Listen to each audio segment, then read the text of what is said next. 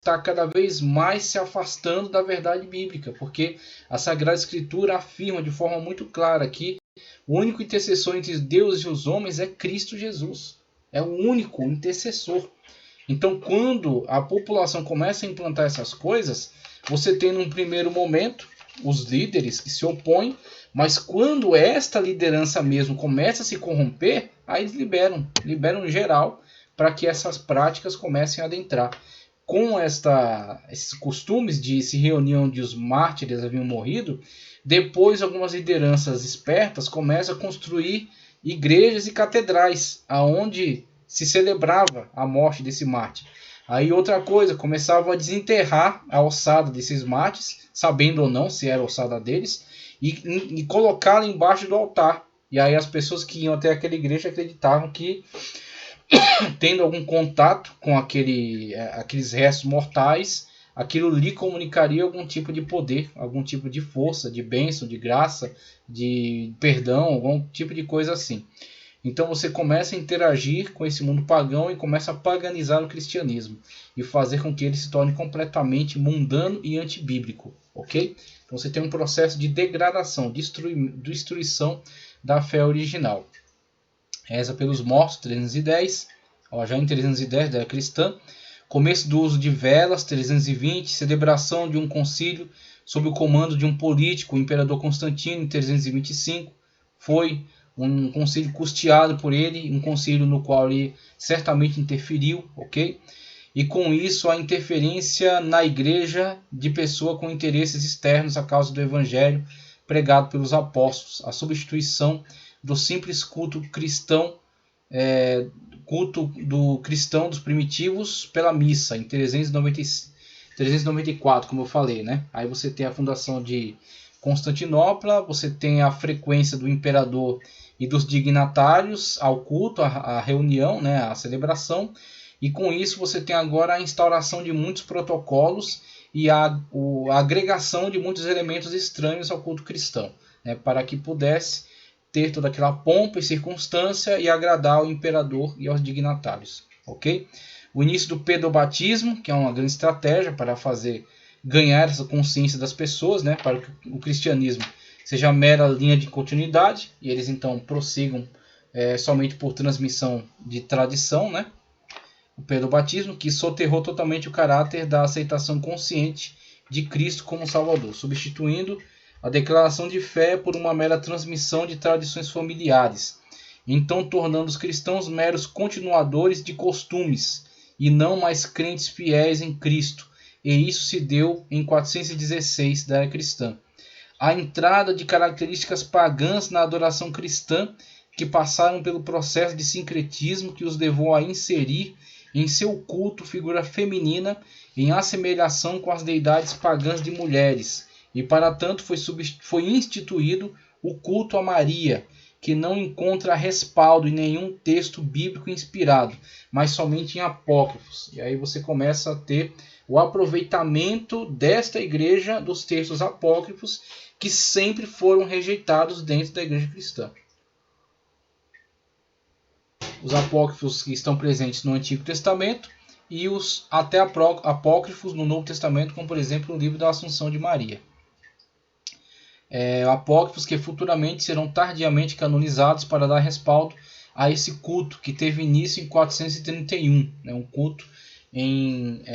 um culto para reverenciar a pessoa da mãe do Salvador, a pessoa da mãe de Cristo. Então, mesmo ficando claro sempre na Escritura que Maria é uma serva de Deus, que é honrada, que de fato foi agraciada, né, e foi incumbida de uma grande missão, mas também sendo asseverado na Escritura a diferença entre Cristo e Maria, de que Cristo pela carne é filho de Maria, mas como Deus é seu Senhor, é seu Deus, inclusive quando na situação da bodas de Caná, quando Maria vem até Cristo apelando para que ele resolvesse a situação do vinho que havia se acabado, ele trata de deixar muito claro: mulher, que tenho eu contigo, não é chegada a minha hora, porque ele está falando a Maria como Deus que é, como Senhor que é, dela e de todos, ok? Então você tem essa situação muito clara. Então Maria, a ela não se deve prestar culto, nem homenagem, nem reverência, nem nada disso. Ela é nossa irmã em Cristo Jesus, agraciada entre as mulheres, mas é a nossa irmã em Cristo Jesus. E Jesus também é seu Senhor. Instituição da doutrina herética que trata do purgatório, pretenso local espiritual para onde são enviadas as almas de pessoas batizadas, integrantes da igreja, que todavia não viveram uma vida pia e têm então, por meio da missa e das futuras desprezíveis indulgências, a alegada liberação deste lugar de tormento para uma subida ao paraíso. Com isso, trazendo livramento à alma do morto, satisfação para a família, mas principalmente enriquecimento aos cofres da igreja, o que possibilitou construir e forrar de ouro a Basílica de São Pedro e São Paulo, no Vaticano, e que tem seu início em 503. Aí você vai ver a época de Gregório Magno, né, o grande Gregório o Grande, que começa já a interpretar de forma errônea algumas especulações de Agostinho, especulações essas que nem ele havia dado voz de certeza, ele apenas estava especulando, e Gregório as interpreta erroneamente, instituindo mesmo esta ideia de purgatório, essa ideia de local para onde vão aqueles que são católicos, que são batizados, mas que não cumpriram uma vida de piedade, e assim no pós-mortem ficam aí nesse lugar, este suposto lugar específico, né, para essa situação, do qual será resgatado com rezas, né, missa do sétimo dia, ofertas, penitências por parte dos seus familiares. E aí, supostamente, ele será então resgatado desse lugar e subirá ao paraíso depois dessas penitências, depois dessas obras, né, realizadas não por ele, mas pelos seus. E aí nós temos esta construção herética. Então, mesmo que Gregório tenha sido alguém importante, mas ele foi também um grande herege que instituiu esse tipo de prática totalmente absurda. Seguindo até a época em que um monge a contestar por meio de teses afixadas na porta em Wittenberg. Tá, ok? Veremos aí acerca desse monge.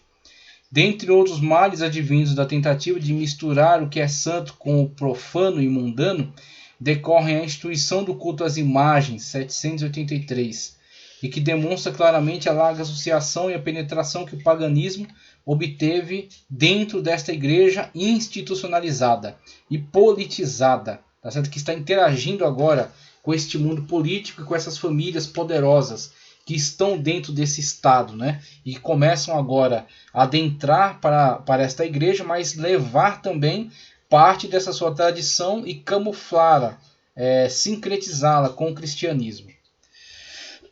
E que pretendia reunir os povos não mais por meio da verdadeira conversão ao santo nome do Senhor Jesus, mas apenas por meio da associação e inserção dentro do rol de membros aos quais tinham que se submeter quem quisesse participar dessa nova sociedade, não muito diferente do que os antigos romanos faziam. E aí você tem, os romanos já realizavam esse processo. E é triste que hoje muitas igrejas ditas reformadas, protestantes, pentecostais, fazem também se enveredam por esse caminho de se associar com o mundo, de se associar com instituições mundanas, né? Começar a interagir, né? a flertar com esse tipo de situações, né? De comportamentos, para então trazer pessoas para dentro do seu movimento, na verdade tornando-se parecido com aquilo que eles veem no mundo. Então não exercem este choque, né? De realidade, de diferença, mas começam a se moldar, deixarem se moldar pelo mundo, ok? E aí você tem essa situação com os povos. Roma já fazia isso com os povos em relação à sua religião e principalmente em relação ao culto à pessoa divina do imperador. E assim prosseguem os sinais dessa grave doença com a implementação da água benta e dos ramos bentos em 830, canonização dos santos em 933, aí o processo no qual estes que foram grandes heróis da fé agora vão se tornar, com essa canonização, praticamente, de acordo com aquilo que você vê na prática pessoal, no culto, na forma de expressão, na forma de reverência, você vê essas figuras como eram na cultura greco-romana os semideuses. como eram semideuses. Então a pessoa não interagia diretamente com Zeus, não interagia diretamente com Júpiter,